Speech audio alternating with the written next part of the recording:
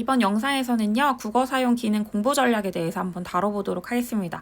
먼저 첫 번째로 모든 영역과 마찬가지로 이론에 대한 이해를 바탕으로 적용을 해야 하기 때문에 이론에 대한 이해가 필수적입니다. 그래서 선생님들께서 잘 알고 계시는 사회평론 아카데미나 영락에서 나온 각각의 그 개론서들이 2권씩 있는데요. 이 2권 모두 총해서 6권이 되겠죠. 그거랑 선생님들께서 국어 교육의 이해도 많이 보시는데요. 이 책까지 포함해서 7권은 무조건 보셔야 하는 책이라고 생각합니다. 그래서 이 개론서들은 반드시 1독을 꼼꼼하게 한번 읽어보시는 건 저는 필수라고 생각하고요. 또 왜 이렇게 생각을 하냐면 선생님들께서 중요한 것 위주로 그 공부를 하시거나 정리를 하시는 단권화에서는 그 최근에 나왔던 그 지식나열 모형과 같은 문제를 대비할 수 없다고 생각하기 때문입니다.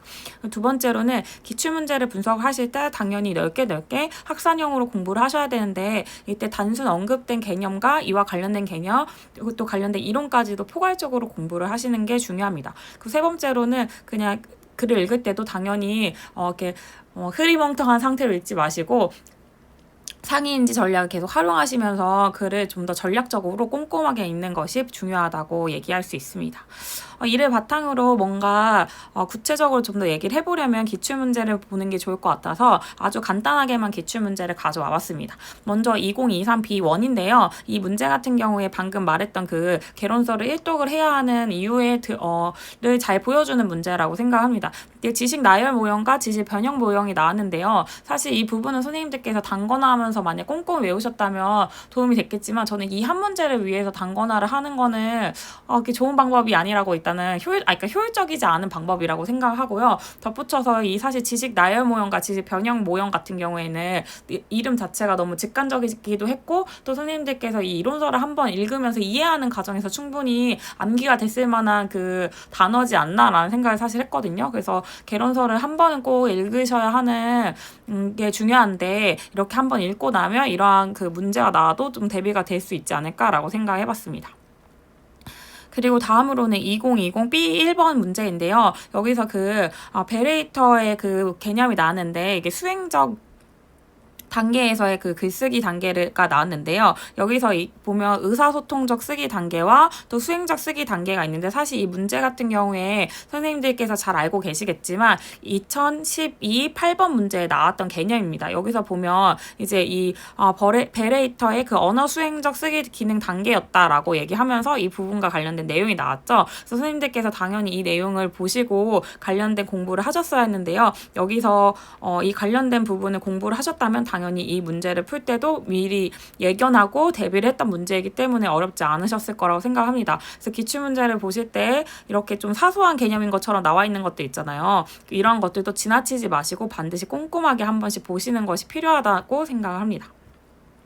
그리고 다음으로는 2013 12번 문제인데요. 이 문제 같은 경우에는 이전에도 다뤘던 그 텍스트 구조 이론이 나온 문제인데 여기 사실 사소한 오류가 나타나 있거든요. 근데 이 오류 그러니까 저번에 그 장음 표시가 안 된 것과 마찬가지로 기출문제에 사실 종종 사소한 오류들이 있어요. 근데 아무래도 그 임용시험 같은 경우에 사실 수능보다 좀 이렇게 뭐랄까요? 그 사회적인 그 함의가 조금 다르다 보니까 또 그게 지원자가 워낙에 소수이다 보니까 그 출제 오류에 대해서 명징하게 이를 밝히고 넘어간 적이 사실 많지 않은데요. 그 객관식에서 답이 나오지 않았던 그 한 번 빼고는 사실 명징하게 출제 오류라고 밝힌 적은 없는데 이 출제 오류가 있는 문제들이 있습니다. 그리고 공청의 문제에서도 출제 오류인 문제가 있고요. 그래서 이 출제 오류인 문제에 대해서까지도 선생님들께서 꼼꼼히 보시고 어떤 부분에 오류가 있었고 어떤 부분을 좀 더 정확하게 짚고 넘어가시면 좋을 것 같은데요. 이 다 같은 경우를 잠깐 보겠습니다. 다에 보면 니은은 글의 거시구조에 대한 독자들의 스키마를 활성화한다라고 나옵니다.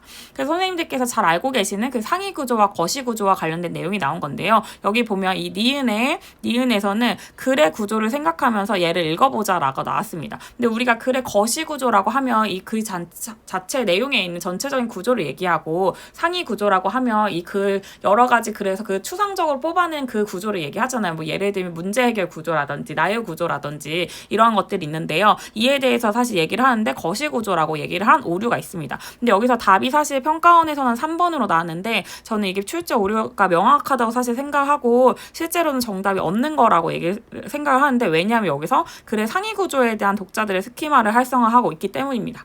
그래서 혹시 근데 어떤 근거로 이걸 틀렸다고 하냐, 이거 틀리지 않았다라고 생각을 하시는 분들도 있을까봐 제가 이 관련된 부분을 조금 가져왔는데요.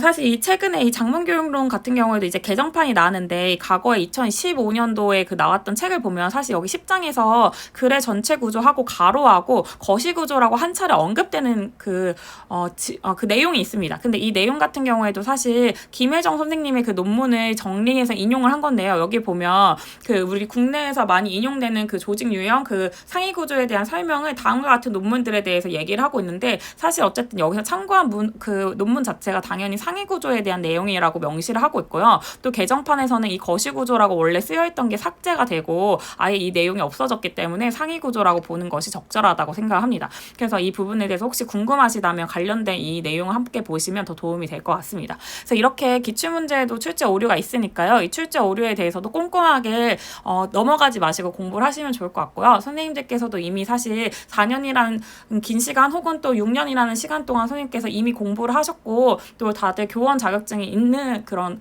전문가인 만큼 선생님들께서 공부를 하시면서 뭔가 이상한 지점이 있다고 생각이 들면 사실 선생님이 뭐 틀린 게 아니라 정말 문제나 책이 틀렸을 수 있거든요. 그러니까 이러한 부분을 꼭 염두에 두시고 보시면 좋을 것 같습니다.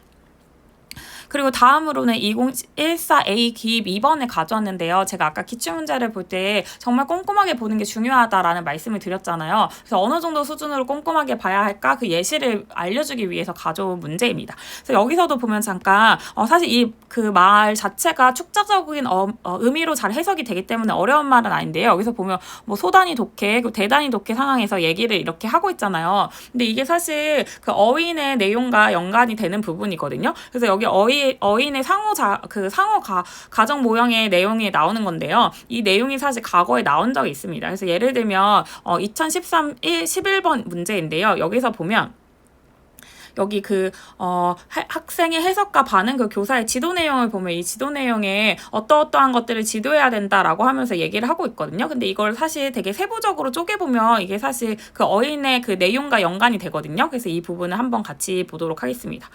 그래서 이 문제를 같이 보기보다는 그냥 이 문제에 대해서 언급만 하겠습니다. 같이 보면 너무 길 것 같아가지고요. 그래서 이 학생의 뭐 예를 들면 1번 같은 경우에는 뭐 대응관계 중심으로 글의 내용을 요약하도록 지도한다 이렇게 되어 있는데요.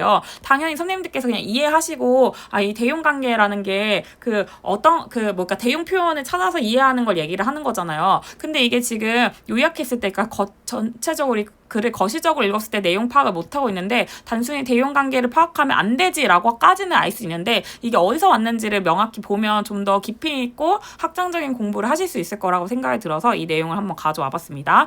그래서 여기 대용관계에 대한 내용이 있는데, 사실 대용관계는 그냥 우리가 상식적으로 생각을 해봐도 거시적인 내용보다는 글 안에서 이제 좀 더 대용 표현이 뭔지 찾아서 읽어가는 거니까 그거보다는 좀 더 미시적인 내용이라고 생각이 되죠. 그래서 이 내용에 대해서 그냥 간단하게 보면, 제가 그냥 근데 여기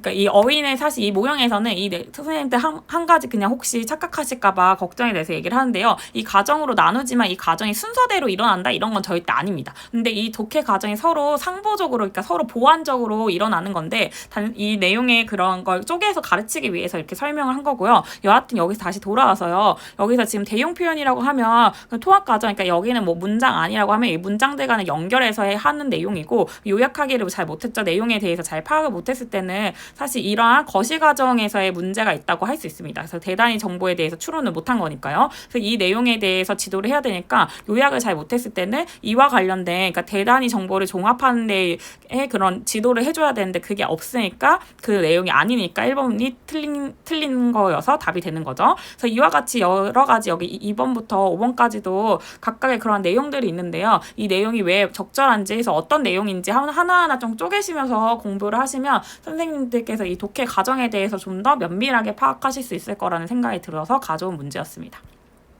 그래서 여기까지 국어 사용 기능 공부를 할 때도 기출문제를 어느 정도 수준으로 꼼꼼히 봐야 하는지 다뤄봤습니다. 감사합니다.